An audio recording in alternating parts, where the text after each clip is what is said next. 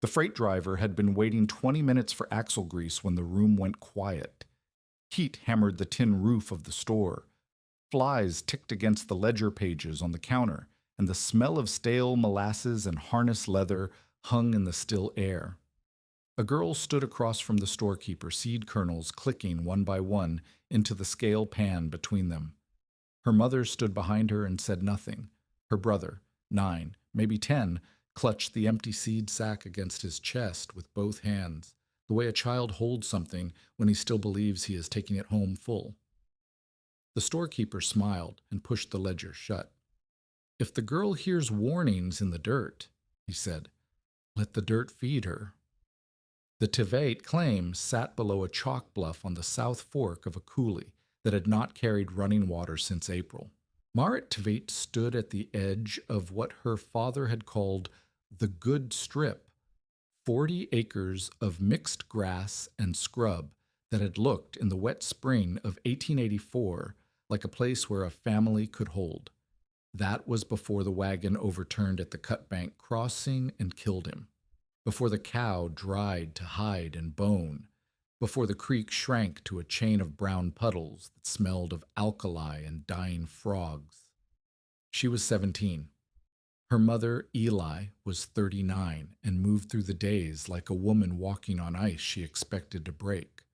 Her brother Peter was 9 and still asked when they were going to plant the wheat. They were not going to plant the wheat. Here was the math, and it was the kind of math that did not bend. They owned one gaunt mule that could not pull a breaking plow through hard ground for more than an hour without stopping.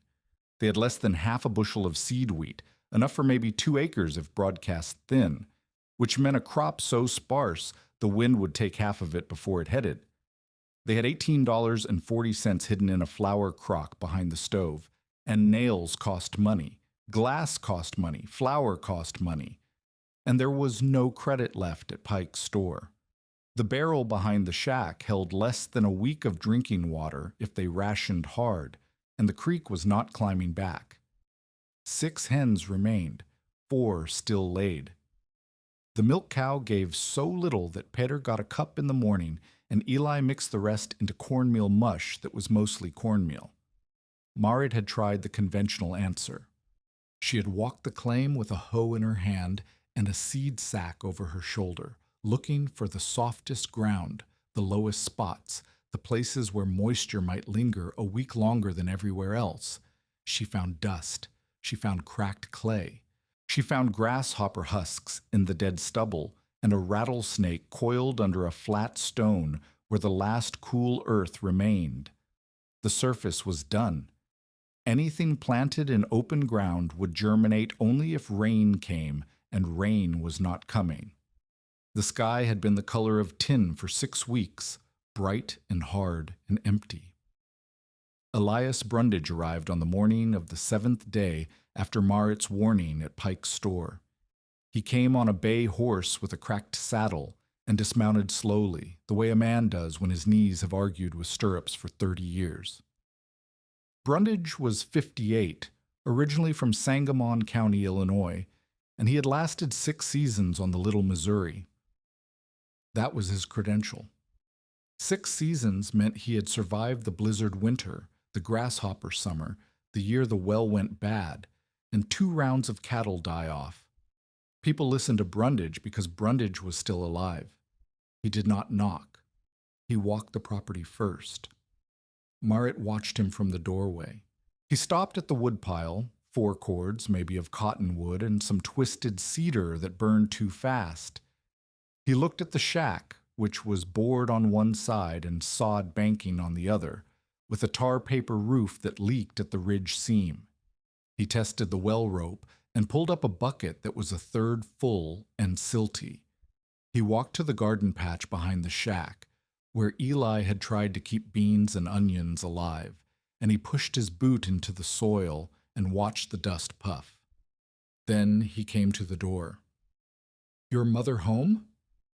"She is resting," Marit said. "I will talk to you then." Brundage took off his hat and held it against his chest like a man at a funeral. "How much water have you got?" "The barrel is low. Maybe 10 days if we cut back. Cut back from what? From not enough. Brundage looked at the garden. Those beans are dead. I know. That wheat seed, how much? Less than half a bushel. That plant's 2 acres thin. 2 acres thin in this ground, with no rain, and one mule that looks like it would rather lie down than pull gives you nothing. You understand that. 2 acres thin gives you exercise and heartbreak. Marit said nothing. Brundage walked to the edge of the bluff and looked south, where the coulee opened into a wide flat that shimmered with heat. Out here you live by acreage, not tricks. You need 20 acres minimum to feed 3 people and keep enough seed back for next year. To plant 20 acres, you need a team, not a mule. You need seed, not a handful. You need rain, and rain does not answer to wanting. He turned back to her. Your father was a good man and a hard worker, and the crossing killed him anyway. That is what this country does. It does not care about good or hard. It cares about arithmetic. What arithmetic do you suggest? Marit asked. Sell the mule. Sell the cow for what she is worth, which is not much. Take the $18? He stopped. Marit's face had not changed, but her hands had gone still at her sides. He knew about the money. Everyone knew about everyone's money. Take what you have and buy passage east on the freight road. Your mother has people in Minnesota. She does not. Wisconsin, then. She has no one. Brundage put his hat back on. Then I am sorry. Because the arithmetic here says you cannot plant enough ground to matter, you cannot water what you plant, and you cannot eat hope through August. He mounted and rode out without looking back. The dust from his horse settled on the dead bean vines. That night, Eli sat at the table and stared at her hands. Pater slept on the floor pallet with his mouth open, breathing the dry air. A moth beat against the lamp glass. Brundage says we should leave, Eli said. Brundage says we cannot farm enough acreage. He is right about the acreage. Then what? Marit did not answer. She was thinking about something her father had shown her 2 springs ago in the borrow ditch behind the old soddy on the north quarter. He had cut into the bank after rain, and he had broken a clod open with his thumb, and the outside of the clod was dry and pale, but the inside was dark and cool and held together with moisture. He had pressed her hand flat against the shaded wall of the ditch and told her to feel the difference. The surface was hot. 2 feet down, the earth was cool enough to hold dew. She had not understood then why that mattered. She was beginning to understand now. The realization did not come all at once. It came over 3 days of walking the claim and staring at dirt. On the first day, Marit dug a waste ditch below the bluff to divert what was left of the seep runoff away from the shack foundation. She dug with the flat spade, and the first 6 inches were powder. Powder so dry it did not stick to the blade. But at 18 inches, the color changed. At 2 feet, the spade bit into something that held together. She crouched and smelled the wall of her little ditch, and the smell was there, not wet exactly, but not dead, mineral and cool, like the underside of a rock in shade. She sat back on her heels and looked at the surface. A lizard sprinted across the cracked ground and vanished into a clump of rabbit brush. The air above the flat shimmered. Everything exposed to the sky was dying. Everything below was not. On the second day, she walked the bluff edge and found the south-facing slope, where the angle caught morning light, but the wind broke over the top instead of pouring down. She pushed the spade in at different heights. The deeper she went, the cooler the soil. At 3 feet, her hand against the trench wall felt like touching the inside of a root cellar. The moisture was not enough to squeeze out, but it was there, held in the clay, shielded from sun and wind, losing almost nothing to evaporation because nothing was pulling it away. The logic assembled itself piece by piece. She didn't sit down and design a structure on paper. She reasoned it out loud to Pater, who did not understand but who listened because she was the person who fed him.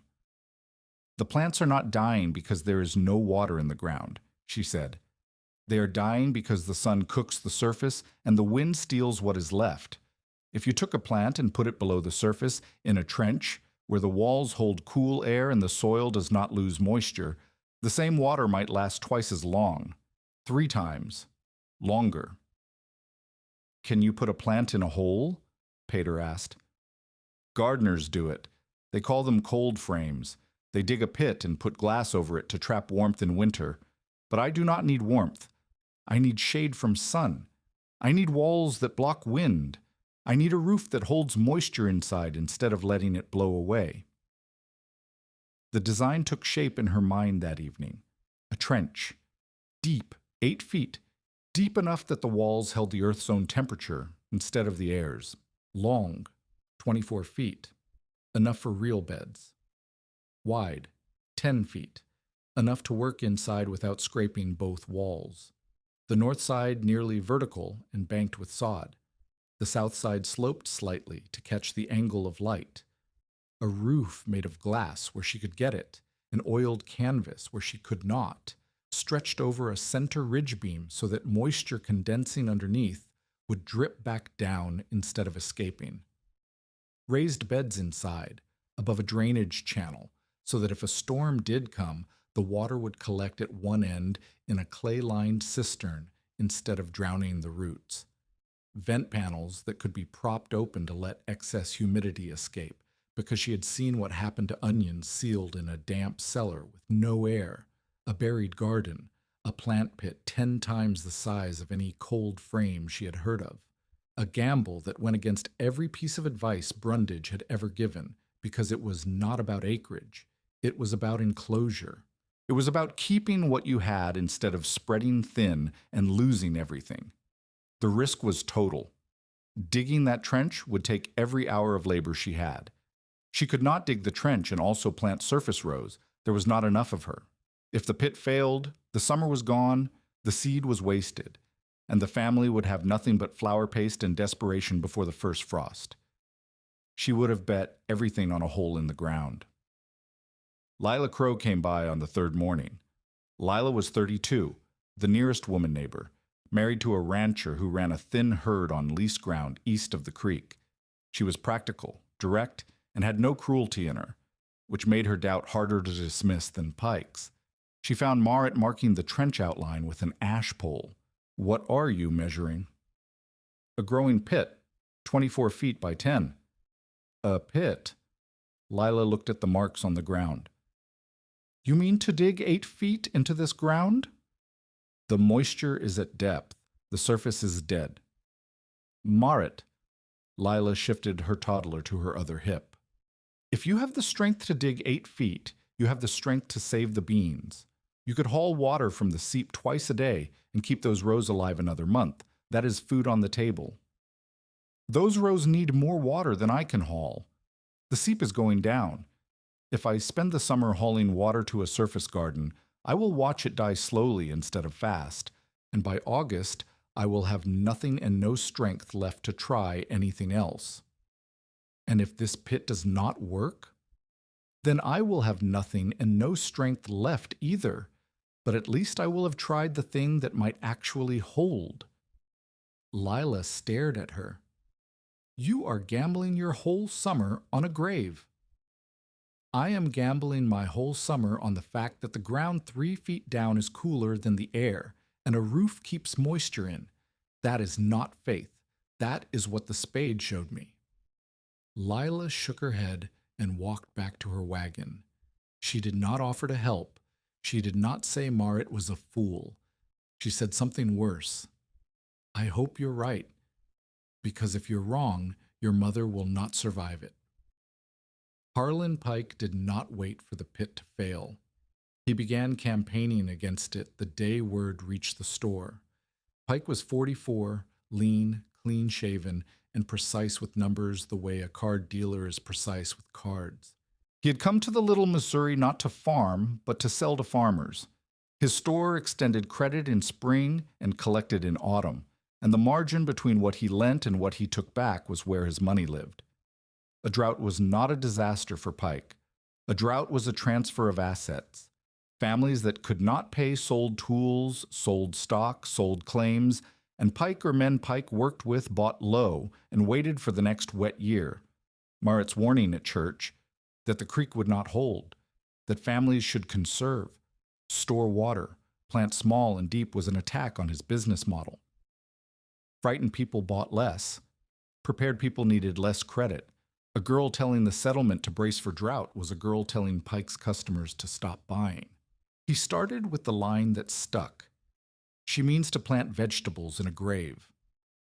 It spread the way lines do in a small settlement, repeated at the store counter, passed between women at the church path, murmured by men leaning on fence rails. It was funny, and it was visual, and it was cruel, and it reduced everything Morit was trying to do to a joke about death. But Pike wanted more than mockery. He wanted leverage. The confrontation came on a Tuesday, when Marit walked to the store to buy lamp oil and nails. She needed the oil for waterproofing canvas. She needed the nails for the roof frame. She had $1.60 in her pocket and needed goods worth $1.10. Pike was behind the counter, writing in his ledger. 2 other men were in the store, a cattle buyer named Dawes, and the freight driver who hauled supplies from Dickinson. Lamp oil and 8-penny nails, Marit said. 1 quart and 2 pounds. Pike did not look up. Cash or account? Cash for the oil, the nails on account, paid by October. Now Pike looked up. Your mother's account is closed, Marit. You know that. She owes $4.12 from March. I know what she owes. The nails are 60 cents. I'm asking for 60 cents against autumn payment. Autumn payment from what? Pike set down his pen. From your bean patch? Your beans are dead. From your wheat? You do not have enough seed to fill a pillow. From your, what do they call it? Your buried garden. He smiled. The freight driver shifted his weight and studied the wall. From what I grow. In a grave. Pike leaned on the counter. Let me explain something to you because your father is not here to do it. Credit is a bet. I bet that the person I lend to will have something to pay me back with. Your mother has a mule that is not worth the rope to lead it, a cow that gives less milk than a goat, and a daughter who is digging a ditch in the hardest ground in the territory and calling it a garden. That is not a bet I take. Marit put the $1.60 on the counter. The oil, then. Pike slid the coin toward himself. I will sell you the oil, but if your mother wants credit, real credit, for flour, for salt, for the things that keep a family alive through winter, she signs the cow over as security, not as payment, as security. If you pay in October, you get her back. The cow is the only milk Pater has. Then perhaps Pater's sister should spend her time hauling water to a real garden instead of digging graves.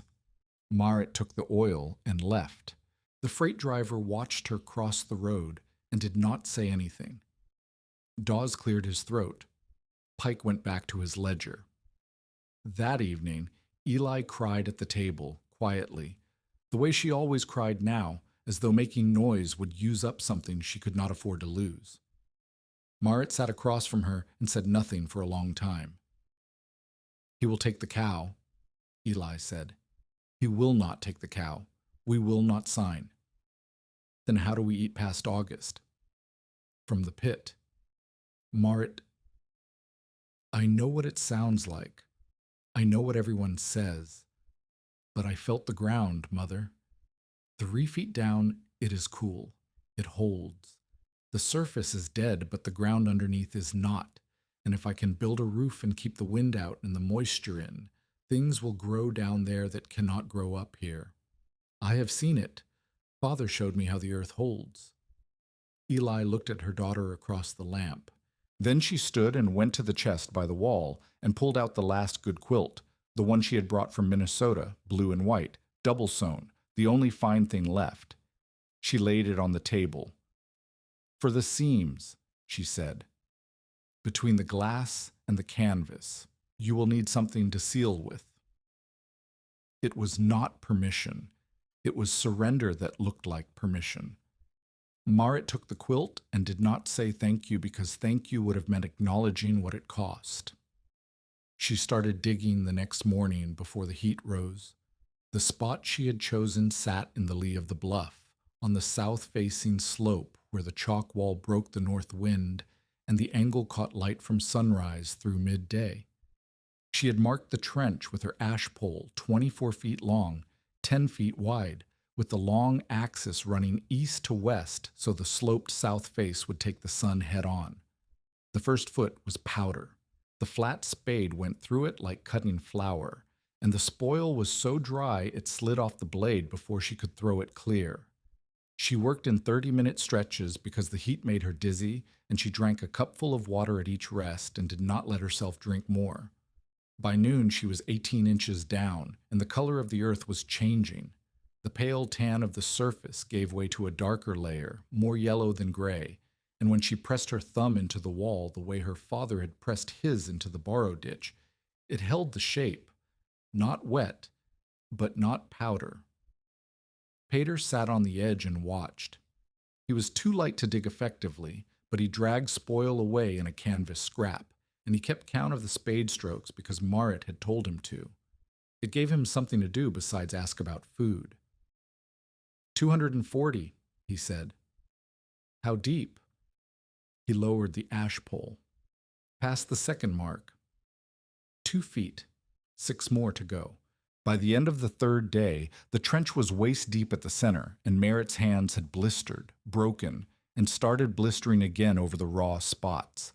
She wrapped them in strips torn from a flour sack and kept going. The mule could not help. The ground was too uneven for a scraper, and the trench was too narrow for the animal to turn. This was handwork, spade and pick, hour after hour, in air that tasted like hot metal. On the fourth day, Eli came out and dug for 2 hours without speaking.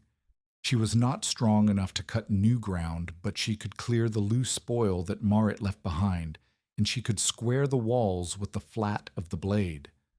They worked in silence, and the silence was its own kind of conversation. On the 5th day, the trench was chest deep, and Marit hit the crumbly layer the outline of her design had predicted. A stratumophyte calcium deposit that resisted the spade but broke apart when she struck it with the pick.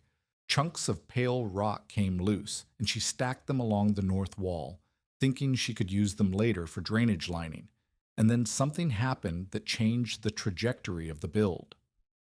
On the 6th morning, when the trench was nearly to her shoulders, and the ladder she had rigged from cottonwood poles was the only way in or out, a man appeared on the bluff above her. He was old, 60 at least, maybe more, with a back that curved forward at the shoulders and hands that were thick and scarred in the way that comes from decades of working wood and soil. He wore a canvas coat despite the heat, and his hat was shapeless and sun-bleached to the color of old paper. He stood on the edge and looked down at her trench for a long time without speaking. Marit stopped digging and looked up. "Can I help you?" "Your roof angle is wrong," the man said. She wiped her forehead with the back of her wrapped hand. "I do not have a roof yet." "You have marks on your ridge posts. I can see where you plan to set the beam. If you put the glass at that pitch, you will get a flat panel that pools water and blocks low-angle morning light. You want the south face steeper by at least 10 degrees, 15 if you can manage the framing." Marit stared at him. "Who are you?" "Niels Vangen. I have the quarter section east of the creek, the one with the dead elm and the leaning privy." He paused. "I was assistant to a market gardener in St. Paul for 7 years before I came out here. Oscar Lindqvist. He grew lettuces and forced rhubarb through January in plant pits with proper sash. I know what you are building, and your trench is squared well, but your roof angle is wrong." He said it the way a carpenter says a joint is loose, not as an insult, but as a fact that needed correcting before the next step. "Come down and show me," Marit said. Niels Vangen climbed down the cottonwood ladder with the careful, deliberate movements of a man whose body had stopped forgiving mistakes. He stood in the trench and ran his hand along the wall, and he nodded once, and then he looked at the marks on the ridge posts and shook his head. Steeper, he said. Morning sun comes in at a low angle this time of year. If your glass is too flat, it reflects instead of transmitting. You lose an hour of growing light every morning, and in a pit this deep, that hour matters. Oscar used to say that the angle is the argument you make to the sun, and if you make it poorly, the sun does not listen. That was how the mentor arrived, not through charity, not through pity, but through professional irritation at a roof pitch that was 10 degrees too shallow. If you have ever been told your idea was a waste of time by someone who did not understand what you were building, tell us in the comments. Because what Marit was building was about to face something far worse than doubt. Niels came back the next morning with a folding rule, a glazing knife wrapped in oilcloth, and a piece of chalk. He did not ask permission. He climbed down the ladder and began marking the south face posts with new angle lines, and when Marit asked him why he was helping, he said only, "Because you squared the walls before you started the roof. That means you know what you're doing. Most people who dig holes do not bother to square them." It was not kindness, it was recognition, and Marit, who had not been recognized by anyone since her father died, felt something shift in her chest that she did not have a name for. But the ground did not care about recognition. The ground cared about depth, and the calendar cared about heat, and both of them were moving faster than two people with hand tools could manage. The trench needed to reach 8 feet. They were at 5. The roof frame needed timber that Marit did not have. The glazing needed sash that she could not afford. And every day the sky pressed down like a heated lid, and the creek fell another inch, and the grass on the flat turned from gold to gray to the color of ash. Niels measured the depth with his folding rule and looked at the sky. How many days until the real heat? Brundage says mid-July is when the worst settles in. That gives us maybe 3 weeks. 3 weeks to dig 3 more feet, frame a roof, find glass, seal it, fill beds, and plant. Yes? Niels folded his rule and put it in his coat. Then we had better not waste the morning talking about it. He picked up the spare spade, and they dug. They fell into a rhythm that was less like partnership and more like two people running from the same fire in the same direction. Niels arrived each morning before the sun cleared the bluff. He brought his own water in a corked jug and did not drink from theirs. He brought his folding rule, his glazing knife, his chalk, and a knowledge of plant pits that had been gathering dust in his memory since he left Oskar Lindqvist's market garden outside St. Paul 11 years ago. Marit brought the spade, the pick, the wrapped hands, and a stubbornness that Niels recognized because he had once owned it himself, in a younger body, in a different country. The first 3 days of their partnership were pure excavation. The trench needed to go from 5 feet to 8, and 8 feet through Dakota hardpan was not the same as 8 feet through Minnesota loam. Below the chalky calcium layer, the clay turned dense and yellow-gray, and the pick bounced instead of biting. Marit swung until her shoulders burned, and Niels worked the loosened chunks free with a flat bar he had forged from a broken wagon spring. They hauled spoil up in canvas bundles slung on a rope over the cottonwood ladder, and Peter dragged the bundles clear and stacked the stone where Marit told him. By the end of the 8th day since Marit started digging, the 13th since she had conceived the idea, the trench was at 7 feet, and the air at the bottom was different. Not cool in the way a cellar is cool, but noticeably less hostile than the surface. Marit pressed her hand against the north wall and held it there. The earth was firm, damp enough to darken her palm, and perhaps 15 degrees cooler than the air above. She could feel the difference through her skin the way her father had made her feel it in the borrow ditch 2 springs ago. "It holds," she said. Niels was measuring the south wall's angle with his rule. "It holds today. The question is whether it holds in August when the surface temperature has been cooking this ground for 2 more months. You need depth, and you need the roof keeping direct sun off the walls, or the heat will creep down and find you. Then we finish the depth tomorrow and start the roof." "The depth, yes, but the roof is 3 problems, not 1. Niels folded his rule and sat on the gravel shelf they had carved into the east wall as a step. "First problem is the frame. You need a ridge beam strong enough to hold sash and canvas across a 10-foot span without sagging. Cottonwood will not do. Cottonwood warps in dry air and rots in damp air, and this pit will be damp. You need ash or cedar, and you need it straight. The abandoned home place has cedar posts standing. The home place is 3 miles. The mule can drag a post 3 miles. The mule can drag a post 3 miles if the mule does not lie down on the way. Your mule looks like it might lie down." Niels was not being cruel. He was being accurate. "Second problem is the sash.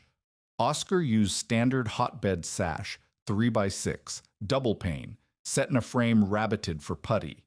You are not going to find hotbed sash in the little Missouri country. You're going to find whatever glass you can beg, buy, or salvage, and it will not be the right size, and half of it will have cracks. I know where there is glass. The Ridley place has 4 window sash in the dugout they left. 4 sash covers may be 1/3 of your opening. The rest is canvas. Oiled canvas. I have linseed oil. I will mix it with tallow." Niels looked at her. "Third problem, ventilation. This is where Oscar lost more crops than he did to frost. You seal a pit tight to hold moisture, and you succeed.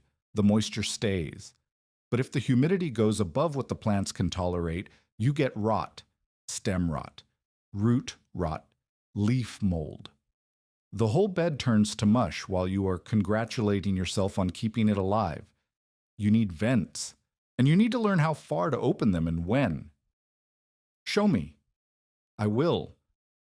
But first we dig the last foot, because we are running out of days and you are running out of hands." Marit looked at her palms. The blisters had broken and reformed and broken again, and the new skin underneath was red and tight and cracked at the knuckles. She had stopped wrapping them because the wrap slid on the spade handle and cost her grip. She closed her fingers and felt the pull of raw skin across the tendons. "The hands will heal after the roof is on," she said. "They will not heal. They will just stop being the thing you notice first." The 13th day brought the first roof beam. Marit took the mule to the home place before dawn and found 3 cedar posts still standing from a corral that the home family had abandoned when they left for Bismarck. The posts were 7-inch diameter, straight-grained, weathered to silver on the outside but sound at the core. She pulled 2 of them loose by rocking them in their holes and dragged them back one at a time, the mule leaning into the makeshift harness with the grim resignation of an animal that has stopped objecting to anything. Niels was waiting with a handsaw and a brace and bit. By noon, they had the ridge beam notched and set on forked posts sunk into the trench floor at each end. The beam ran the full 24 feet, and when Marit stood below it and looked up, she could see the skeleton of the structure for the first time, the long spine of a roof that would make this hole into something else. "Now the angle," Niels said. He spent the afternoon teaching her the first of his 3 critical lessons. He had her stand in the trench at dawn's light angle and watch where the shadow of the ridge beam fell. Then he showed her, with a plank held at different pitches against the beam, how the light entered the space. Too flat, and the glass became a mirror at low angles. The sun bounced off instead of passing through, and the bed below stayed in shadow during the hours that mattered most. Too steep, and the rain, if rain came, would sheet off too fast to be collected, and the structural load on the end walls would increase. 35 degrees from horizontal, Niels said. That is what Oscar used in St. Paul, and St. Paul is not so different in latitude. The sun enters clean in the morning, passes through at midday, and the condensation on the underside of the glass drips instead of running to the edges. He showed her by pouring a cup of water on the tilted plank. At 35 degrees, the water slid slowly enough to drip from the low edge in fat drops. At 20 degrees, it pooled. At 50, it sheeted off in a rush and hit the ground 3 feet from the wall. 35, Marit said. 35. She reset every rafter mark that evening by lamplight, chalking the new angles on the posts while moths swarmed the flame, and the temperature outside still had not dropped below the point where sweat dried on skin. The 18th day brought the cistern.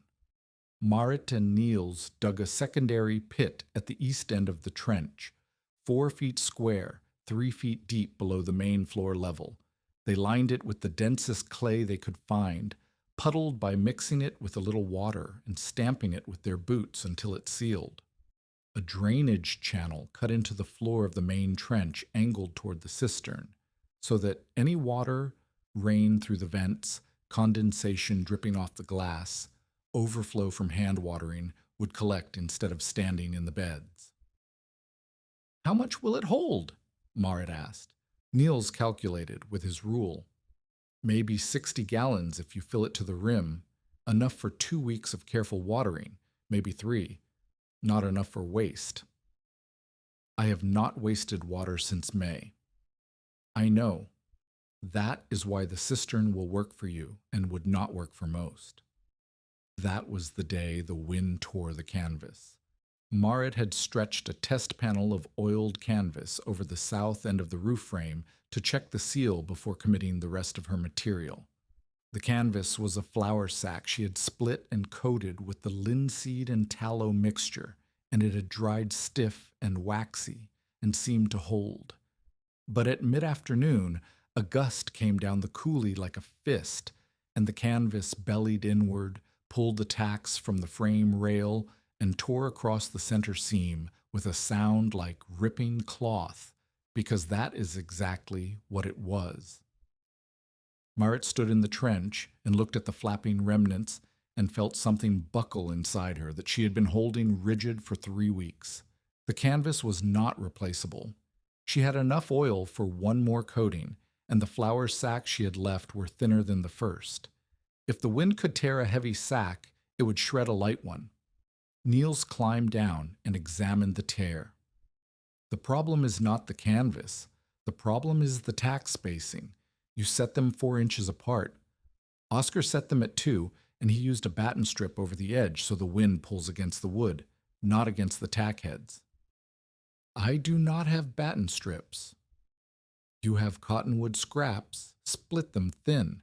It does not take milled lumber. It takes something wider than a tack head." She rebuilt the panel that evening with split cottonwood battens, and when the wind came again the next afternoon, the canvas held. It bowed and hummed like a drumskin, but it held. But the day was not finished punishing her. Pater had been helping stack spoil in the heat, and by late afternoon his face was the color of tallow, and he could not stand without swaying. Eli pulled him inside and laid him on the pallet with a wet cloth on his forehead. But the water in the cloth was warm within minutes, and there was no ice, and no shade inside the shack that was cooler than the air outside. Marit carried him into the trench. She laid him on the gravel shelf at the east end, where the depth and the clay walls held the air at something closer to bearable, and she wet the cloth again with cistern water that had been sitting in the shade of 8 feet of earth. The water was cool, not cold, but cool enough that Pater stopped shivering the wrong way and started breathing evenly. He fell asleep on the stone shelf with his head on the folded flour sack, and Marit sat next to him and watched his chest rise and fall. The trench had kept her brother cooler than the house could. That was not a crop yield. That was not a harvest number. But it was the first proof that the principle worked. The depth and enclosure changed the terms of the negotiation between a human body and the sun. Niels was sitting on the rim above, whittling a vent prop from a cottonwood stick. He did not say anything about what had just happened. He did not need to. They both knew. The 24th day nearly ended the project. Marit and Niels had finished the roof framing and set 4 of the 6 salvaged sash panels along the south face. The glass was old, rippled, and the panes were different thicknesses, but they transmitted light and they sealed against the frame rails with putty scraps and strips cut from Eli's blue and white quilt. Niels had taught his second lesson during the glazing, how to bed a pane so that the putty compressed evenly, how to set the cloth strip underneath as a gasket so the glass did not rattle in wind, how to angle the putty bevel so rain ran outward instead of seeping in. The seal does not need to be perfect, he said. It needs to be better than the wind.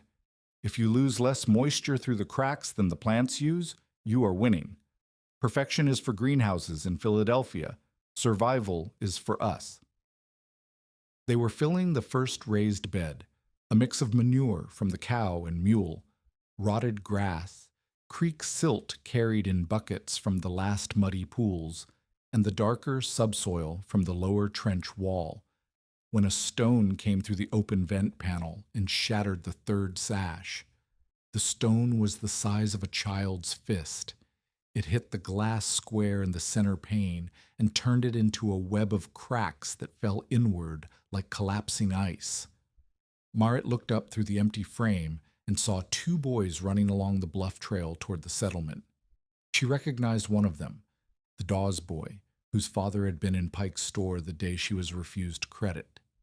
She stood in the trench with broken glass around her boots and 1/6 of her glazing gone. 5 sash panels left. 2 canvas sections.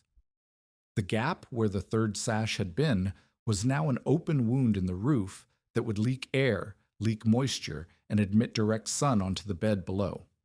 Niels looked at the damage and said nothing for a long time. Then he climbed up to the surface and walked to the shack. Eli was standing in the doorway. She had heard the break. "Niels," she said, "please, do not encourage this.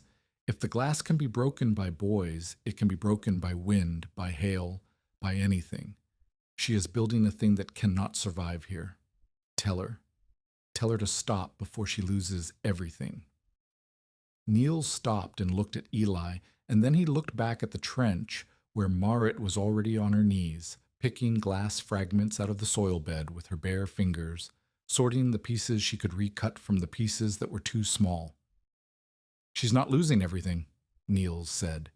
"She's recalculating. There is a difference." He walked back to the trench.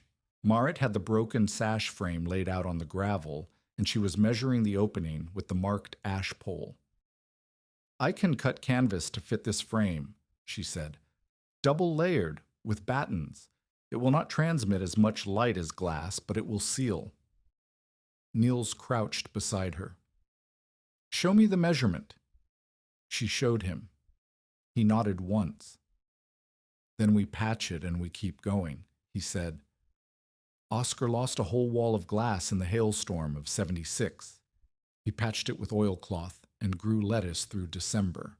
The glass is better. The canvas is enough." That evening, after they had patched the broken sash frame with double canvas and battens, Lila Crow appeared at the edge of the trench with a cloth sack in one hand and her toddler on her hip. "Onion sets," she said, and dropped the sack. It landed on the bed with a soft thud. 40, maybe 50. They were going to die in my ground anyway." Marit looked up. "Thank you." "Do not thank me. I want to be able to say I was wrong for something worth seeing."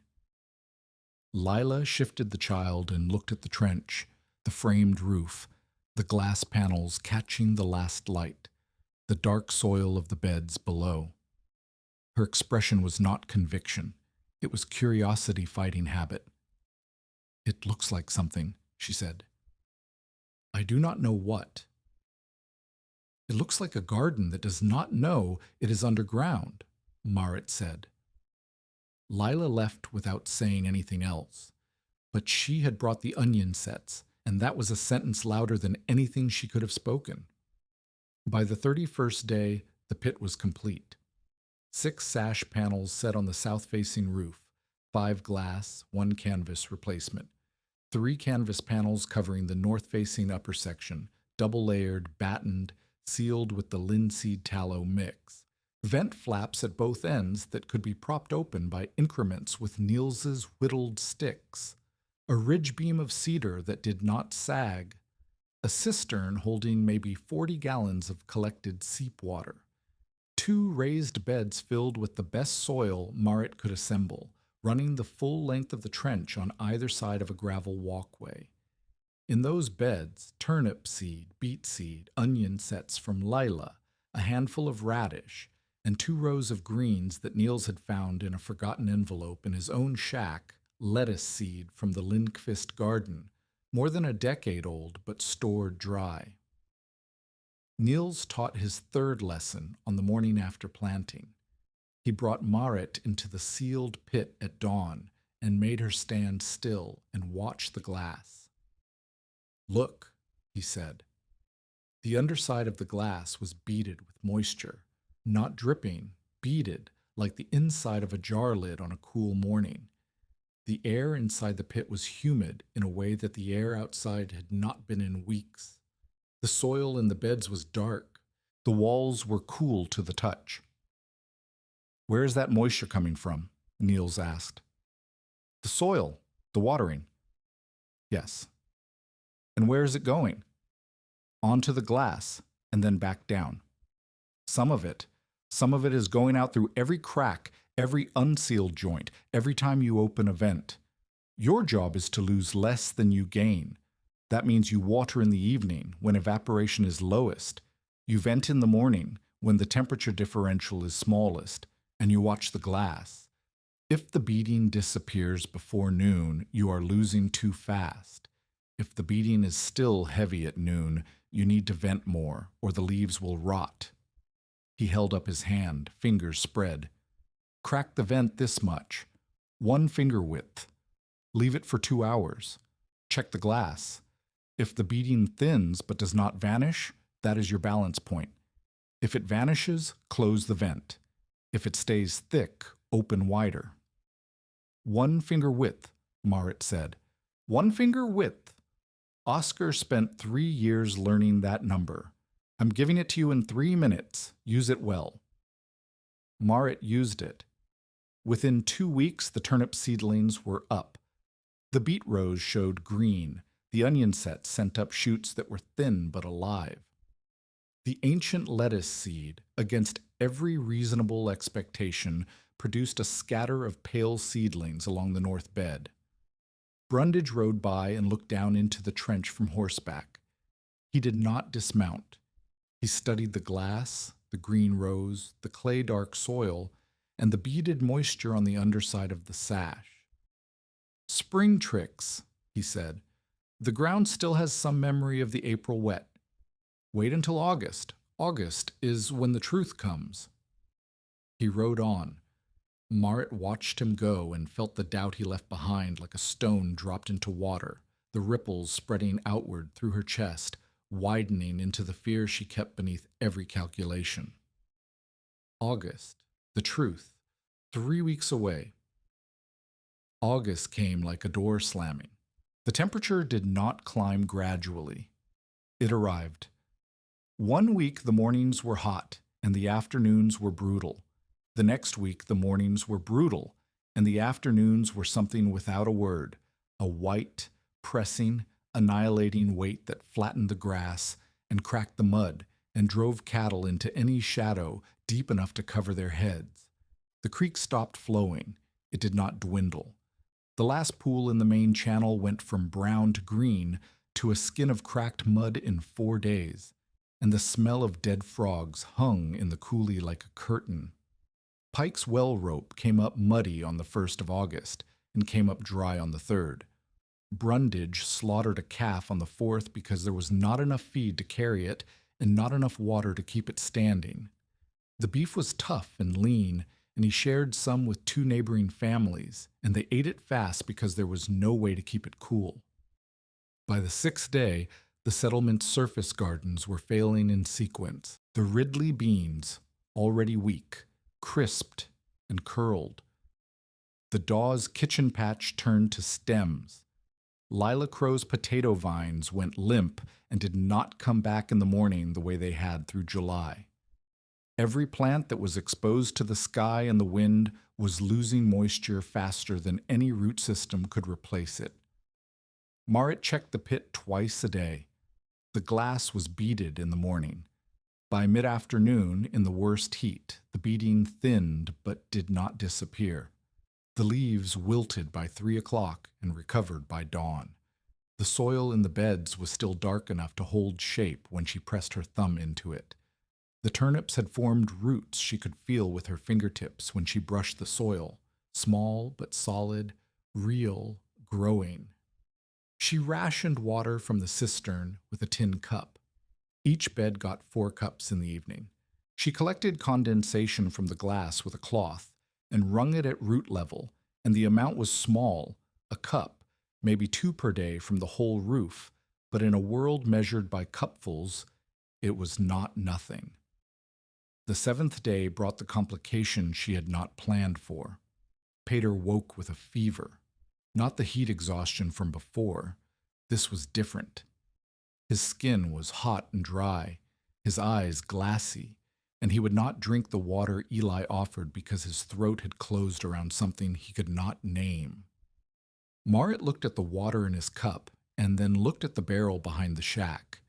The barrel was nearly empty, and the water at the bottom was cloudy and tasted of alkali. The seep below the bluff, their last source, was giving maybe 2 gallons a day now, and it was getting worse. Bad water. Half the settlement was drinking bad water because the good water was gone, and bad water brought fever and cramps and the kind of slow collapse that killed more frontier families than any blizzard. Marit needed food with moisture in it. Broth. Something with liquid inside the substance. Something Peter's body could absorb even when his throat refused to swallow straight water. She needed green food, root food, anything that had not been dried or salted or baked into the dust that covered everything. She went down into the pit. The air below was 10 degrees cooler than the surface. She pulled the first turnips, small, no bigger than a man's thumb joint, pale and firm, with green tops that were crisp and alive. She pulled 3 onions. She cut lettuce leaves from the north bed. She carried them up in her apron and felt the heat close over her like a hand the moment she cleared the rim. Eli boiled the greens and roots into a thin broth with the last pinch of salt. Peter drank half a cup. Then he drank another half. The moisture in the turnip broth went down when the cloudy water would not. That was the 8th day. On the 9th day, 3 more settlement gardens died outright. The hot wind came from the southwest, and it did not stop. It blew through the night and into the morning, and it stripped moisture from everything it touched. Leaves, skin, laundry, hope. Women pulled sheets off lines and found them dry before they reached the basket. A man named Greeley, 61, a widower who had been living on flour paste and coffee for 2 weeks, collapsed behind his shack and was found by a boy who had come to borrow a hammer. Marit heard about Greeley from Lila, who came to the bluff looking like she had aged 5 years in a week. Her toddler was listless. Her potato patch was dead. "How bad is he?" Marit asked. "He cannot stand. He has not had anything but flour and water for days. His hands are shaking." Marit went into the pit. She pulled beet greens, 2 turnips, 4 onion tops. She brought them to Greeley's shack in a cloth bundle. His door was open because there was no point in closing it. The air inside was the same as the air outside, hot, dry, smelling of dust and unwashed clothes and the sour sweat of a body that had stopped regulating itself. Greeley was on the floor. His eyes were open. She made broth on his stove with his last water and the vegetables from the pit, and she fed it to him with a spoon the way she had fed Pater, and he drank it because there was nothing else. He did not die. By the next morning he was sitting up, and by the evening he was asking what she had put in the broth, and Marit told him, and his face did something that was not quite belief and not quite wonder, but was the expression of a man who has been pulled back from a line he did not know he had crossed. If you are invested in what happens next, because what comes next changes everything, hit subscribe and stay with us. The word spread the way fire spreads in dry grass. Marit Tveit's buried garden, the pit below the bluff. Green food alive underground, while every surface garden in the settlement lay gray and ruined. On the 11th day, Lila brought her toddler down into the pit and stood in the cool air and stared at the rows of green and the beaded moisture on the glass and the dark soil and the turnip tops and the onion shoots, and she did not say anything for a long time. Then she said, "How?" Not a question, a demand. Marit told her. The depth, the angle, the sealed roof, the vent control, the evening watering, the condensation return. Every piece of it laid out in the cool air of the trench while the world above baked. On the 12th day, Brundage came. Not on horseback this time, on foot. He walked to the edge of the trench and looked down, and Marit looked up at him from the gravel walkway between the beds, and neither of them spoke for a moment. Then Brundage said, "Your turnip roots, how deep?" 3 inches, maybe 4 on the larger ones. Your water use, how much per day? 8 cups across both beds, plus what the glass returns. Brundage looked at his own hands. His field, 20 acres, planted in wheat, watered by hope and the memory of rain, lay behind him like a gray blanket thrown over the earth. He had done everything right by the rules he knew: acreage, exposure, furrow irrigation from the creek that was now a ditch of cracked mud. He had done everything right, and it had all died anyway. "I told you acreage," he said. "I was wrong. It was shelter." He did not climb down. He turned and walked back toward his claim, but the sentence hung in the air of the coulee like the first cool breath before a storm that has not yet broken, and Marit stood in her trench among the turnips and the beet greens and the onion shoots, and felt the weight of validation settle across her shoulders, not light, not triumphant, but heavy, because being right when everyone else was hungry was not a victory. It was a responsibility that had no edge and no end. The pit had held. The beating had not vanished. The leaves had wilted in the afternoons and recovered in the mornings, and the roots had grown in soil that was damp when every other inch of earth in the county was powder. One buried trench, 24 feet by 10, 8 feet deep, roofed in glass and canvas, had kept food alive when nothing else could. And now the people who had laughed were coming to look. And the people who had thrown stones were quiet. And the man who had said she was planting vegetables in a grave had not yet come, but she could feel him out there recalculating, the way men like Pike always recalculated when the balance of power shifted and the leverage changed hands. The crisis was not over. The drought still pressed. Pater still had fever that came and went. The cistern was dropping and the seep was nearly spent. But the pit was alive, and the settlement knew it. And what happened next would be determined not by weather, but by what people did with the knowledge that a 17-year-old girl had been right about the ground beneath their feet. The morning after Brundage came to the pit, Marit woke to the sound of footsteps on the bluff. She dressed and climbed the slope and found 3 women standing at the rim of the trench, looking down. One of them was holding a bucket. Another had a hoe. The third, Agnes Ridley, who had left the dugout with the window sash and then come back when the place she was going to turned out to be worse, was holding a scrap of paper and a pencil stub. "We want to know how," Agnes said. "Not good morning. Not, I am sorry we did not believe you. Not any of the things a person might say to a 17-year-old girl who had been mocked for a month and turned out to be right. Just the demand, stripped clean by hunger. How? Marit climbed down into the pit, and they followed her, one by one, down the cottonwood ladder. Agnes's face changed the moment her feet touched the gravel floor. The air was different. You could feel it, not cold, but released from the crushing weight of the surface, 10 degrees of mercy that registered in the lungs like drinking water after dust. The walls hold the ground's own temperature, Marit said. 8 feet down, the earth does not follow the air. It stays close to what it was in spring. The roof keeps the sun from heating the soil directly, and it keeps the wind from pulling moisture out. What you water in the evening is still damp in the morning because it has nowhere to go. Agnes was writing. The other 2 women, Marit did not know their names. They were from the claims south of the creek, were touching the walls, pressing their palms flat, the way Marit's father had once pressed her hand against the cool side of a borrow ditch.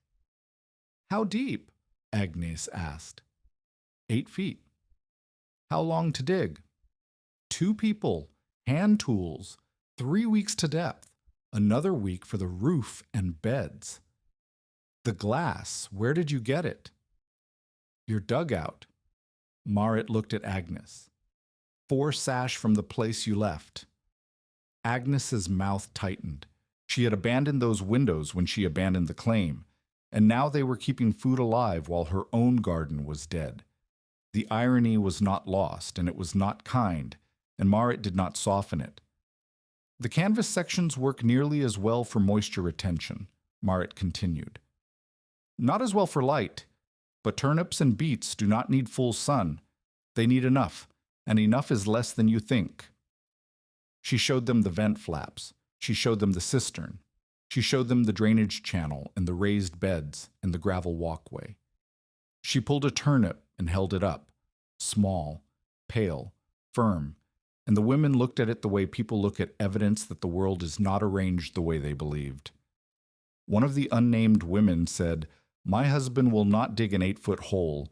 He says the wheat will come back with the next rain." When is the next rain? The woman did not answer. There was no answer.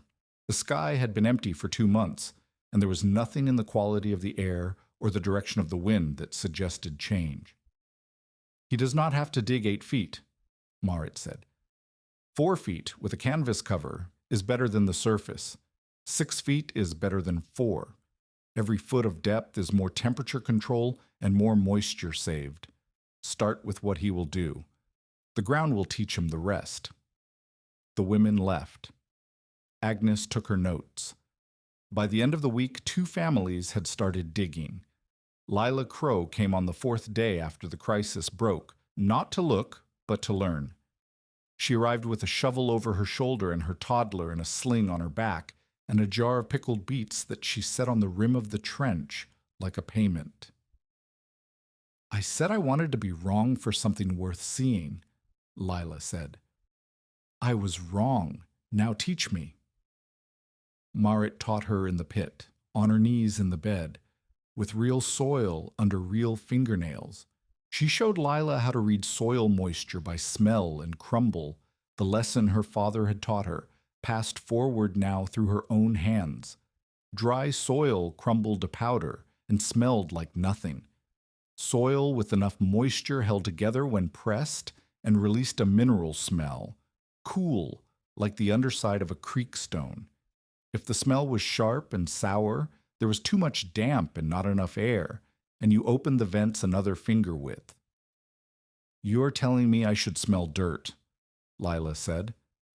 I am telling you the dirt already knows what it needs. You just have to ask it the right way. Lila dug her own pit the following week.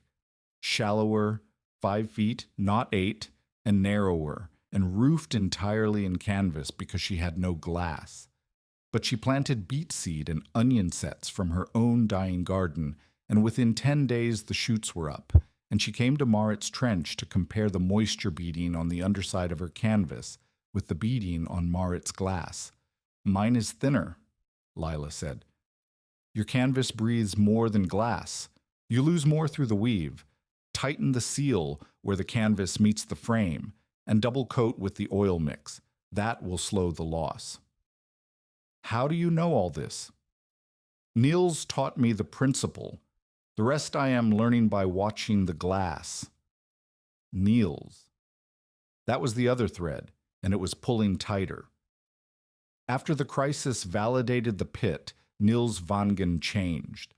Not in ways that were dramatic or sudden, but in ways that Marit noticed the way you notice a door that no longer closes flush. Something shifted in the frame. He came later in the mornings. He sat more often on the gravel shelf instead of working. He coughed, a dry, persistent cough that he blamed on the dust and the dry air. But the dust and the dry air had been there all summer, and the cough was new. And he talked more, which was unlike him, because Niels had always been a man who communicated through action and measurement, not through words. He talked about Oscar Lindqvist, how the Swede had built his first plant pit in 1869 with sash salvaged from a burned schoolhouse, how the lettuces had come up in January, green and bitter and beautiful, while the snow lay 3 feet deep outside. How Oscar had sold greens at the St. Paul market for prices that made the open field farmers furious because nobody else had fresh food in winter, and scarcity was its own kind of arithmetic. Oscar never thought of it as clever, Niels said. They were sitting in the trench at dusk, repairing a putty joint on the second sash. The light came through the glass at a low angle and turned the dust motes into gold. He thought of it as obvious. The ground is warmer than the air in winter and cooler than the air in summer. That is not a secret. That is a fact that every animal knows. Every fox that digs a den knows it. Every root cellar built since the Romans knew it. Oscar just said, why not grow things where the temperature is already right instead of fighting the air? Why did you leave? Oscar died. His son sold the land. The new owner did not want an old Norwegian who knew more about his own property than he did. Niels turned the glazing knife in his hands. I came out here because land was cheap, and I thought I would build my own pits. But the years went, and the wife died, and the land was harder than I expected, and I became the thing I was afraid of becoming, an old man who knew how to do something and did not do it. You're doing it now. No, you're doing it. I'm remembering. There was a silence. The cough came again, and Niels pressed his fist against his chest until it passed. The third pit, Marit said. The one we talked about for the Ridley claim. I want to build it wider, 12 feet instead of 10, and try a split-level bed so the deeper section holds root crops, and the shallower section gets more light for greens.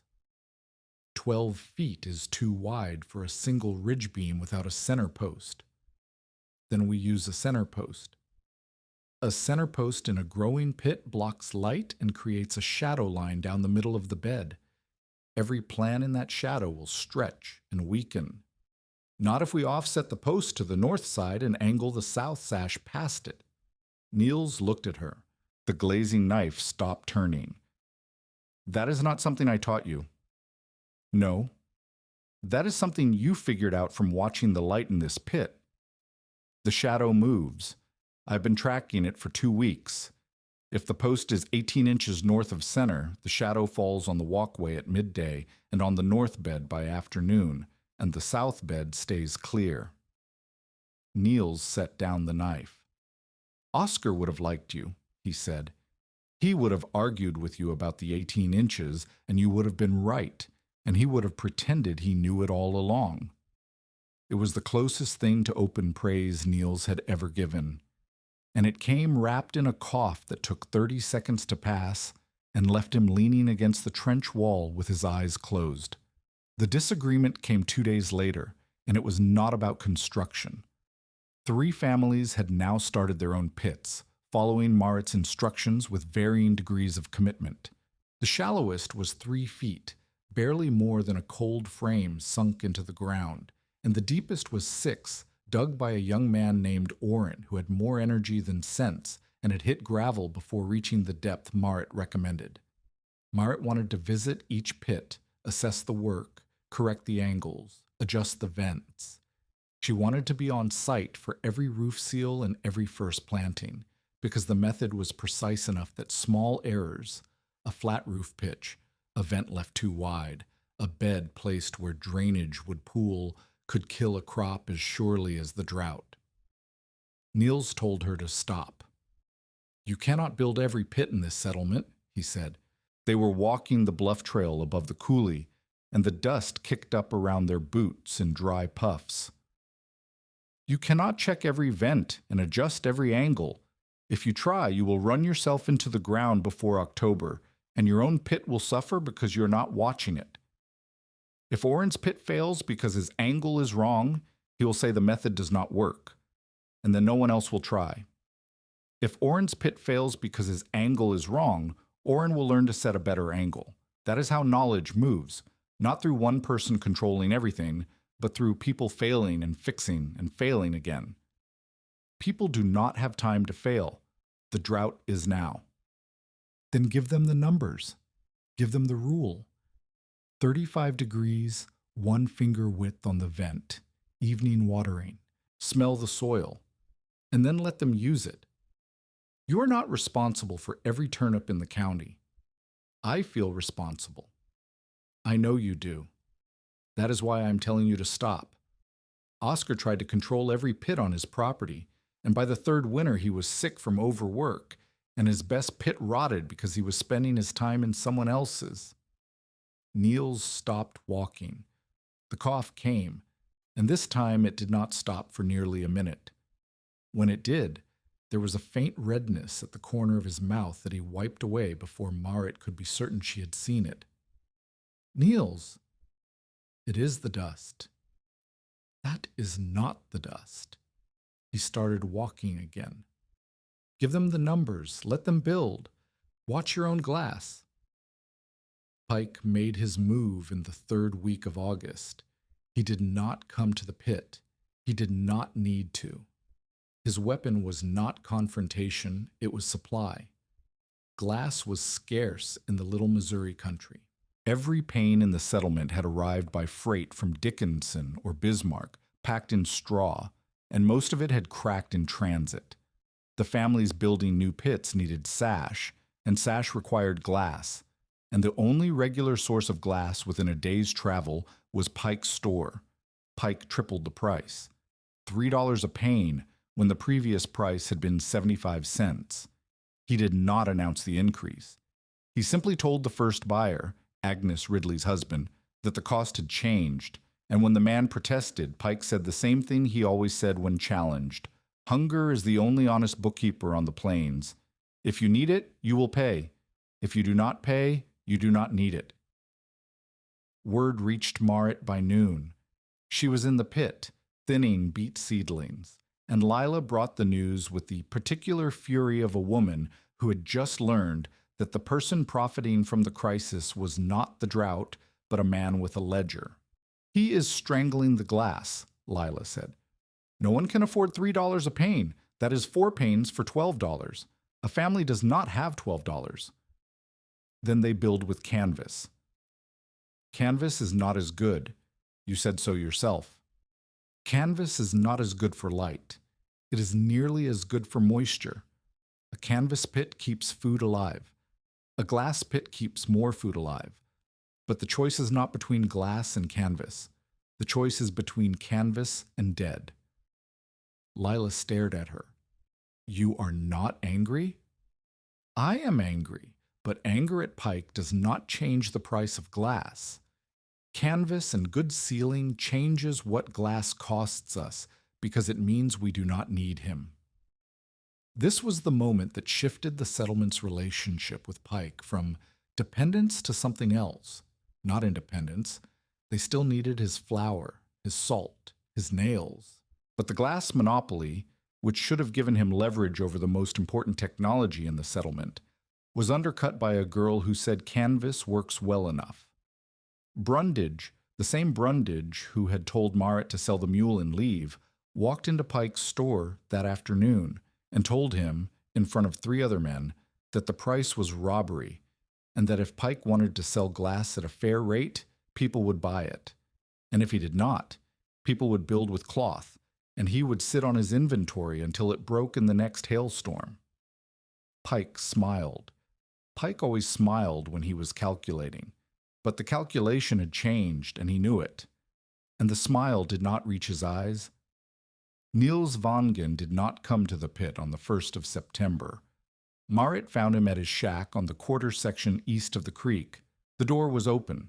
He was sitting in the only chair, wrapped in the canvas coat despite the heat, and the cough had settled into his chest like something that intended to stay. "I cannot dig today," he said. "You do not need to dig. The third pit is framed. I need you to check the vent placement." "You do not need me to check the vent placement. You know where the vents go." "Niels." He looked at her, and his eyes were clear but tired in a way that was different from the tiredness of labor. "I have a married daughter in Fargo. I have been meaning to visit her for 3 years. I think I will go before the weather turns." Marit stood in the doorway and understood what he was saying and what he was not saying. The cough, the redness he had wiped away, the way he sat in the chair like a man settling into a shape he would not leave. "When?" "Next week. The freight road is still passable." "You will come back in spring."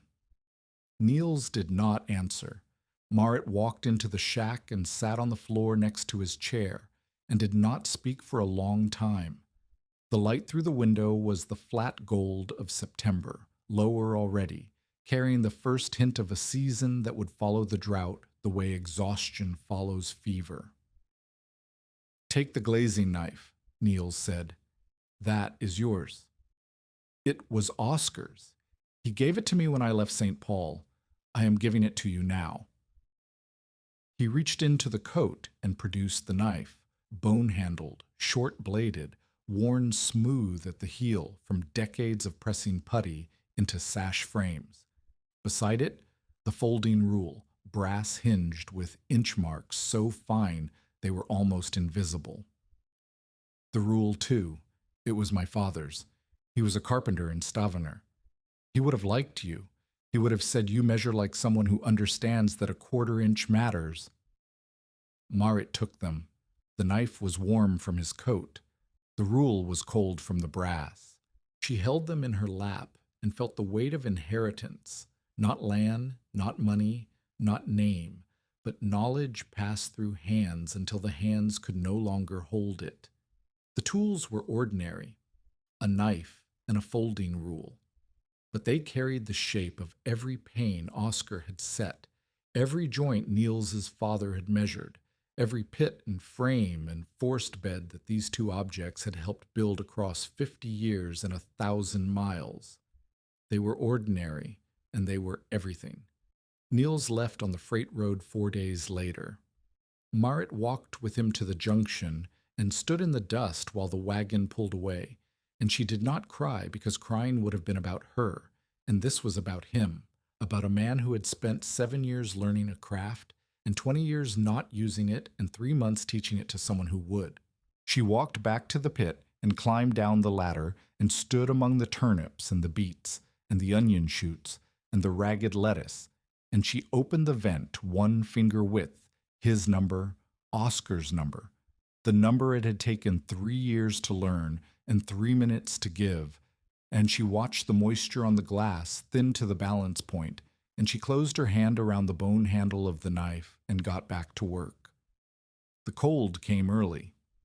Not the killing cold of deep winter, that was still months away, but on the 14th of September, the temperature dropped overnight from the lingering warmth of late summer to a frost that silvered the grass and killed every exposed tomato vine and bean plant that had somehow survived the drought. It was the kind of frost that happened every few years on the northern plains, an early cold snap that reminded settlers the calendar was not their ally. For the families with conventional gardens, the ones still trying to coax late-planted rows through the last weeks of warmth, the frost was a second death sentence. Everything that the drought had weakened, the frost finished. Potato vines that had shown new growth after a single rain in early September turned black overnight. Squash that had been nursed along with hoarded water collapsed into frozen mush. For the families with pits, the frost was a test of a different kind. Marit woke to cold air in the shack and went immediately to the trench. The glass sash was frosted on the outside, a thin white rime that caught the early light and glittered. But inside, the air was warmer. Not warm, the pit was not a heated greenhouse, but the earth walls, still holding the accumulated warmth of summer at depth, released heat slowly through the night, and the sealed roof held that heat inside, instead of letting it radiate into the open sky. The temperature inside the pit, measured by Marit's skin against the soil, was above freezing. The turnip tops were limp but not blackened. The beet greens drooped but recovered within an hour of sunrise as the glass began transmitting light. But Lila's pit was in trouble. Lila's canvas roof, thinner than glass and more permeable, had not held heat as well. Her shallowest bed, the one nearest the surface, showed frost damage on the onion tops. The deeper bed was fine, but the shallow one had been too close to the surface and too far from the earth's stored warmth. Lila came to Marit at dawn, moving fast, carrying the panic of a woman who had believed in something and was watching it fail. The onions are hit. The tops are black. How deep is that bed? 3 feet below the rim. That is not deep enough. 3 feet still follows the surface air. You need the bed at 5 feet minimum, or you need to add insulation over the canvas at night. Straw, sod, anything that traps air. I do not have straw. I do not have sod cut. Then we cut it now. Marit left her own pit, the pit she had been told by Niels to watch, to protect, to not abandon for other people's problems. And she went to Lila's claim and spent the morning cutting sod from the dead grass flat and laying it over the canvas roof in a double layer. The sod was dry and crumbly, but it was better than open canvas, and the air trapped between the grass blades acted as insulation, the way a blanket works, not by generating warmth, but by slowing the loss of warmth that was already there. By afternoon, the temperature inside Lila's pit had stabilized. The damaged onion tops would not recover, but the roots below them were alive, and the beet rows and the newer plantings in the deeper bed showed no frost damage. Marit checked the other pits that afternoon. Agnes Ridley's pit, roofed in a mix of glass and canvas, had held well because it was 6 feet deep, and the glass section retained more heat. Oren's pit, the shallowest at 3 feet, had lost everything in the top bed. He was standing at the rim looking down at blackened leaves, and his face had the expression of a man who has been told the answer and gotten the arithmetic wrong.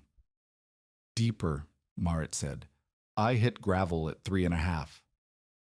Then build up instead of down. Bank the walls with sod to 4 feet above the rim. That gives you effective depth without more digging, and insulate the roof at night, every night until the frosts stop. Oren looked at her. He was 23, broad-shouldered, capable of the labor but not the precision. You sound like your old man, the Norwegian. He taught me well. Where is he? Fargo. Oren heard what she did not say. He picked up his shovel and started banking the walls. The secondary crisis resolved over 3 days. Marit moved from pit to pit, adjusting depths, adding insulation, teaching the overnight covering routine that would carry them through the shoulder season between drought and winter. She worked 16-hour days. She ate from her own pit, turnips and beet greens and raw onion, and she drank from the cistern that was now being replenished by the first dew of autumn settling on the glass. She did not sleep enough. She lost weight she could not afford to lose. Her hands, which had started to heal during the weeks of lighter work after the initial build, cracked again from the sod cutting and the cold. But the pits held. All of them. Even Orin's, once banked and insulated, stopped losing crops to frost. The method that had been conceived for drought turned out to work for cold as well, because the principle was the same. The earth moderates temperature, enclosure slows loss, and a small protected space outperforms a large exposed one. Niels had been right about the principle. Marit was learning he had also been right about the cost. She could not build every pit. She could not check every vent. She could not save every crop in the settlement while also saving her own. But she could teach the numbers, 35 degrees, 1 finger width, 5 feet minimum, insulate at night. And she could trust the ground to do what the ground had always done.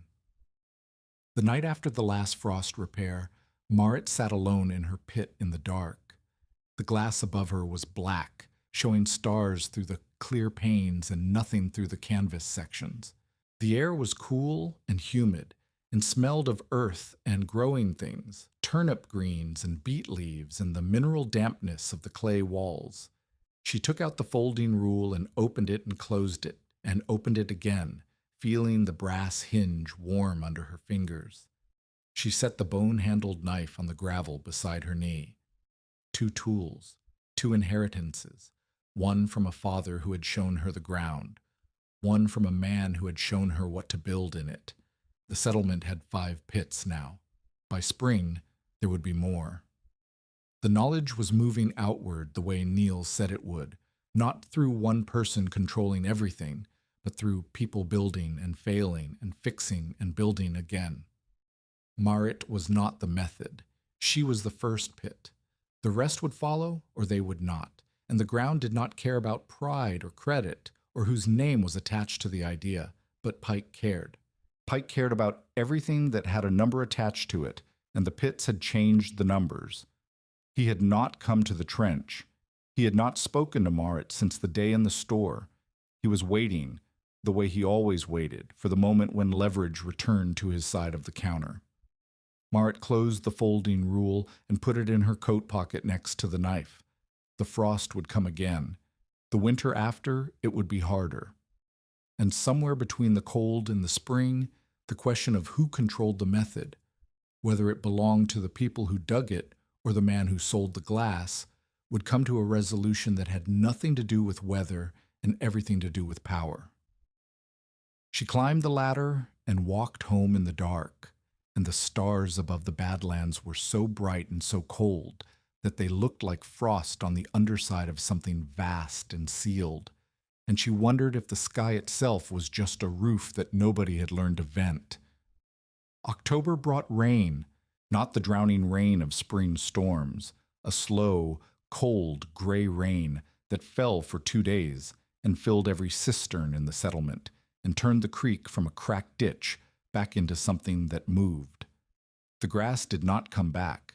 The wheat fields did not rise from the dead, but the water table crept upward and the seep started giving again, and the barrels behind the shacks filled for the first time since June. For the pits, the rain was fuel.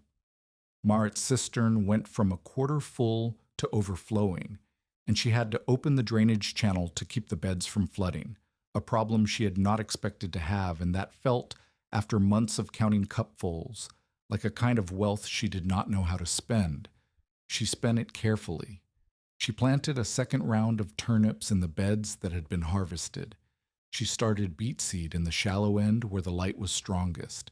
She put in a row of winter onions that Lila had divided from her own stock and carried over in a bucket, and the onions went into the dark soil of the pit like small, pale promises that the ground would keep. 5 pits were producing now. Marit's was the deepest and the most established. Lila's was the most improved. She had banked the walls with sod after the frost scare and added a second canvas layer that she sealed so tightly the beading inside was nearly as heavy as Marit's glass. Agnes Ridley's pit was the widest, built to Marit's split-level design with the offset center post, and it was producing the most volume because Agnes had more bed space and had planted densely. Oren's pit, once a shallow failure, had been banked to effective depth and was yielding small but steady crops of radish and turnip. A fifth pit, belonging to a family named Stroder, who had arrived late in the season from a failed claim near Glendive, was still under construction.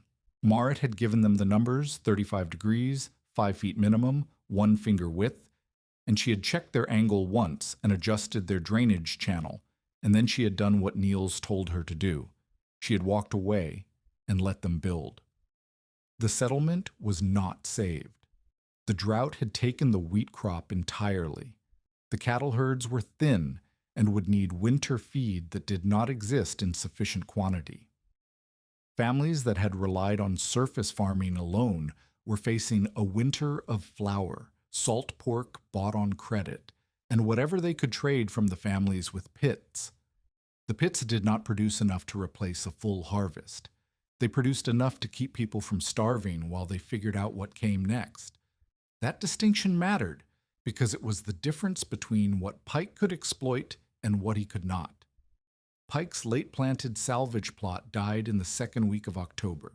He had put in a quarter-acre of turnips and late beans after the rain, gambling that 6 weeks of moisture and warmth would give him a crop he could sell or hold over the settlement as leverage through winter. It was the same logic he had always used: acreage, exposure, volume, and it failed for the same reasons it had failed all summer. The ground was exhausted. The subsoil was still drought-dry beneath the rain-wet surface. The turnips germinated and sent up pale shoots and then stopped growing because the roots hit a layer of baked clay that the 2 days of rain had not reached, and the moisture at the surface evaporated within a week once the clouds cleared. Pike stood in his failed plot on a Monday morning and looked at the withered rows and did the arithmetic he had been avoiding since August. He had extended credit all spring to families who could not pay. He had tripled the glass price and sold almost none because canvas worked and Merritt had told everyone it worked.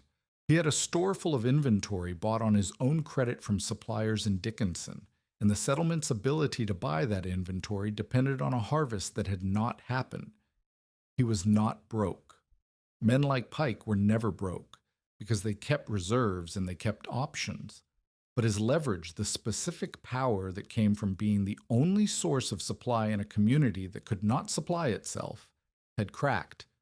The pits had cracked it.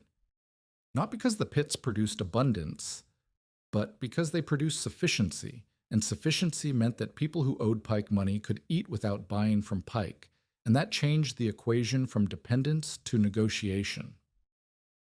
Pike came to the pit on a Thursday, not to Merritt's pit, to Lila's, because going to Merritt's would have been an admission, and Pike did not make admissions. He went to Lila's because Lila was married to a rancher, and ranchers bought supplies, and the conversation could be framed as business. But Lila was not interested in framing. "You want food," she said. She was standing at the rim of her pit with her arms crossed and her toddler sitting in the dirt behind her, playing with a turnip top. "I want to discuss terms for winter supply," Pike said. "You want food. Your plot is dead. I saw it from the road. And you want to buy from us what you would not sell to us." Pike's jaw tightened. "I offered glass at a fair market price." "You offered glass at 4 times what it cost you to people who were starving because you thought hunger would make them pay. That is not a fair market. That is a siege." That is business. That was business. This is business too. Turnips are 2 cents apiece. Beets are 3. Onion bunches are 5. Cash. No credit. Pike looked at Lila's pit, the canvas roof, the sod banks, the vent flaps propped at a precise angle, and he understood that the woman standing in front of him had learned something in the last 2 months that he had not, and the something she had learned was worth more than everything in his store. He bought 4 turnips and 6 beets and a bunch of onions, and he paid in coin, and he did not smile. Merritt learned about Pike's visit from Lila that evening. They were sitting on the bluff above Marit's pit, watching the last light turn the badlands ridges from gold to violet. Lila was peeling a turnip with a belt knife, and the curls of white skin fell into the dust. "He will come to you next," Lila said. "I know." "What will you do?" "Sell him turnips, the same price as everyone." "He tried to starve your family." "He tried to profit from our hunger." "There is a difference, and the difference matters, because if I charge him more than everyone else, I'm doing what he did. I'm using need as leverage, and then the pits become his store, and I become him." Lila stopped peeling. She looked at Marit, 17 years old, thin from a summer of labor and short rations, hands scarred from spade work and sod cutting, sitting in the dust with the bone-handled glazing knife in her coat pocket, and she said, "Your Norwegian taught you more than angles." "He taught me that the method belongs to whoever digs, not to whoever sells the glass." Pike came the following week. He came alone, on foot, without the wagon, which meant he did not want anyone to see him. He stood at the rim of Merritt's pit and looked down at the rows of green, the turnips heading into their second growth, the beets with leaves as wide as his hand, the onions standing in neat lines, the lettuce that should not have been alive at all, and his face did something that was not humility and not surrender, but was the expression of a man whose arithmetic has been proved wrong by a girl he had tried to make a joke of. 2 cents a turnip, Marit said from below. 3 cents a beet. 5 cents for onions, cash. I have a family. I know, your wife and 3 children. I will sell to them at the same price I sell to everyone, because the price is not about you. The price is about the food. If I had extended credit in the spring, if you had extended credit in the spring, my mother would owe you money and you would own our cow. That is what credit meant from you. It was not help. It was a lien. Pike stood very still. Behind him, the open ground of the settlement stretched flat and gray. The dead wheat fields and the failed gardens and the rutted roads, all of it visible from the bluff, all of it testimony to the method that had not worked. Below him, 8 feet down, the method that had worked grew in dark soil under glass and canvas, tended by the girl he had called a scarecrow prophet. He bought food for his family. He paid in coin. He left. Marit watched him walk away and felt nothing triumphant. She felt tired, and she felt the weight of a truth that Niels had tried to tell her and that she was only now beginning to understand. Being right is not a victory. Being right is a position, and positions must be maintained, and the maintenance costs more than the winning. The freight driver came back in late October. His name was Tollef Haugen. He was 26, from a Norwegian family that had settled near Wappeton before he took to the freight road, and he drove a mule team between Dickinson and the Little Missouri settlements, carrying whatever needed carrying: hardware, flour, lamp oil, mail, news, and occasionally people who could pay for a seat on the wagon bench. Marit had not seen him since the day in Pike's store when she was refused credit. He had been the man in the corner, waiting for Axel Grease, who had watched the humiliation and said nothing. She remembered his silence the way she remembered all the silences from that day, as a specific weight that had pressed down on her when the room went quiet, and her mother said nothing, and her brother clutched the empty seed sack. Tollef pulled his wagon to the bluff and unloaded 6 window sash. "From a house in Dickinson that burned," he said.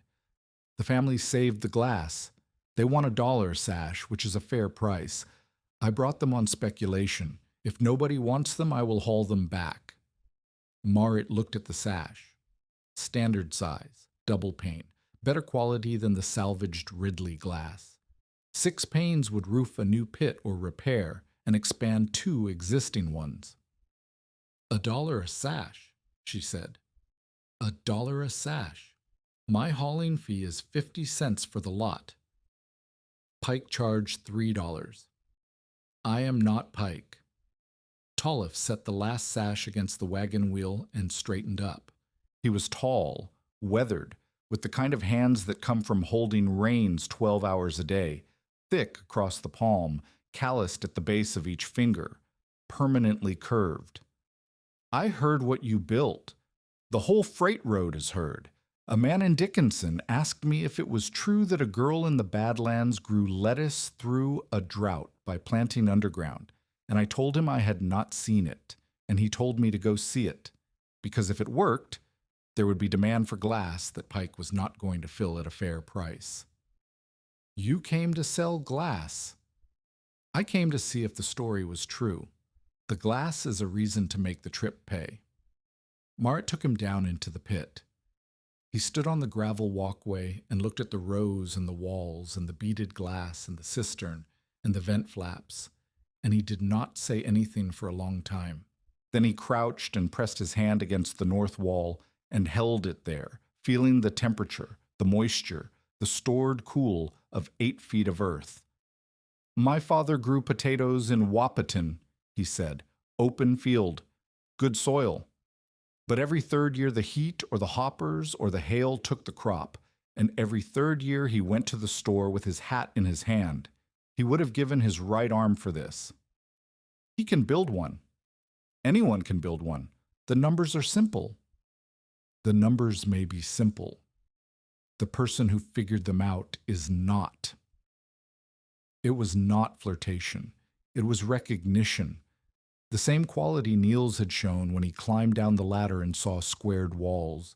The same quality that Marit's father had shown when he pressed her hand against the cool side of the ditch and trusted her to understand. Tolliff saw competence. He responded to it the way a craftsman responds to good work, with respect that does not need decoration. He brought glass on his next 3 runs. He charged $1 a sash and 50 cents for hauling, and the settlement bought every pane, and the pits that had been roofed in canvas gained glass sections that improved their light transmission and their heat retention. He also brought news that families on the freight road between Dickinson and the Little Missouri were asking about earth-sheltered growing, that a man near Medora wanted to build a pit for winter greens, that the idea was spreading the way Niels said knowledge spreads. Not through one person controlling everything, but through people hearing and trying and failing and fixing. Tolliff started staying an extra day on his runs, then 2 days. He helped sink posts for a communal frame that Marit designed on the flat ground below the bluff, a long, shallow pit roofed in glass, intended for seed starting in spring so that families could begin transplants underground before the surface was warm enough to support them. He did not need to be taught the digging. He needed to be taught the angle, the venting, the sealing, and Marit taught him the way she had been taught, through action, on her knees in the dirt, with a folding rule and a glazing knife, and the expectation that he would measure before he cut. The courtship, if that is what it was, happened through work. It happened through shared labor and shared meals of pit-grown food, and shared silence on the bluff at dusk, watching the badlands change color. It happened slowly because Marit did not have time for anything that was not building, and Tolliff did not have the temperament for anything that was not useful. By December, when the first real snow fell, and the pits became the only source of fresh food in the settlement, Tolliff had built a pit of his own on Marit's claim, deeper than hers, narrower, designed as a root cellar and seed store rather than a growing space. He did not ask permission to build on her land. He asked permission to stay. Eli approved. She did not say she approved. She made space at the table for a third plate, and that was her language, and Marit understood it. The winter was hard, but not killing. The pits held. The glass beaded with moisture while the snow piled on the canvas sections and insulated them further. The settlement ate turnips and beets and onions and the last of the dried lettuce through January, and no one starved, and no one froze. And the families who had built pits shared with the families who had not, because the alternative was watching neighbors die, and the pits had not been built for one family. They had been built because a girl had felt the ground and understood that the surface was not the whole story. In March, Marit married Tolef at the settlement church. The ceremony was brief. Brundage attended and brought a ham from a hog he had wintered on roots from his own 4-foot pit. Lila brought onion sets and a bolt of canvas. Agnes Ridley brought glass, 2 panes she had salvaged from a demolished shed near the home place, cleaned and puttied and wrapped in straw. Even Orrin came carrying a sack of radish seed and the awkward goodwill of a man who had once dug too shallow and learned to dig deeper. Pike did not attend. Pike was still in the settlement, still running the store, still extending credit and collecting interest. But his monopoly on survival had been broken by canvas and clay, and the principle that the ground holds what the air takes, and he knew it, and the knowledge sat in him like a nail in a boot, not crippling, but present with every step. The following spring, Merritt expanded. A 3rd pit on the Drought claim, built to the split-level design with the offset post. A communal seed-starting frame that served 4 families. A teaching day, held once a month at her pit, where she showed new settlers the angle, the depth, the vent control, the soil reading, the evening watering, the frost insulation routine. She taught with the folding rule in her hand and the glazing knife in her pocket, and she taught the way Niels had taught her, through action, through measurement, through the expectation that the person learning was capable of learning. Petter, who was 10 now and tall enough to handle a full spade, became her assistant. He measured depths and checked angles and reported beating levels with the precision of a boy who had grown up counting spade strokes and cupfuls. He did not remember much about his father. He remembered everything about the pit. Eli lived to see the 2nd winter with the pits fully established. She lived to see the 3rd. She never became comfortable with the method. She never stopped feeling that growing food underground was an act of defiance against the natural order of things. But she ate the turnips and the beets and the greens, and she cut quilt fabric for ceiling strips when the old ones wore through. And she did not complain because complaining was a luxury she had surrendered the day she laid the blue and white quilt on the table and said, "For the seams." Tolef expanded the freight route. He began carrying sash from suppliers who were not Pike, glass from Bismarck, from Fargo, from a factory in St. Paul that had started producing standard frames sized for growing pits because the demand had reached them through the chain of freight drivers and settlers and word of mouth that was, in its own way, the distribution system for an idea that had started in a borrow ditch with a dead man's hand breaking open a clod of earth. Marit did not become famous. She did not travel. She did not write a pamphlet or give lectures or seek recognition from agricultural societies in the East. She stayed on the Drought claim in the Little Missouri Badlands, and she grew food underground, and she taught anyone who asked, and she charged nothing for the teaching because the knowledge was not hers to sell. It was her father's and Niels's and Oskar Lindqvist's, and every person who had ever pressed a hand against cool earth and understood that the surface is not the truth. She kept the folding rule in her coat pocket for the rest of her life. The brass hinge wore smooth. The inch marks faded, but the measurements held. Within 2 seasons of the 1886 drought, 11 households in the Little Missouri settlement had built earth-sheltered growing pits ranging from 4 to 9 feet deep.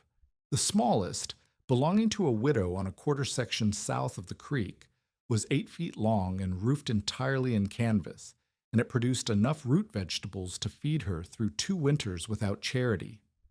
The largest, the communal frame below the bluff, served 4 families and started transplants each spring that were moved to surface rows after the last frost, giving the settlement a growing season 3 weeks longer than open planting allowed. Marit Tveit Haugen lived out her life on the claim below the chalk bluff, in the same coulee where she had dug the first trench at 17 with wrapped hands and a flat spade, and the memory of her father's thumb breaking open a clod of earth. She raised 3 children, all of whom learned to read soil by smell, before they learned to read books by sight. She taught with the same ash measuring pole she had used to mark the first trench, the depth marks cut into the wood darkening over the years, until they looked like something that had always been there. She died in 1931 in the bed Tollef had built in the house that replaced the shack, with the folding rule on the nightstand and the glazing knife in the drawer beside it.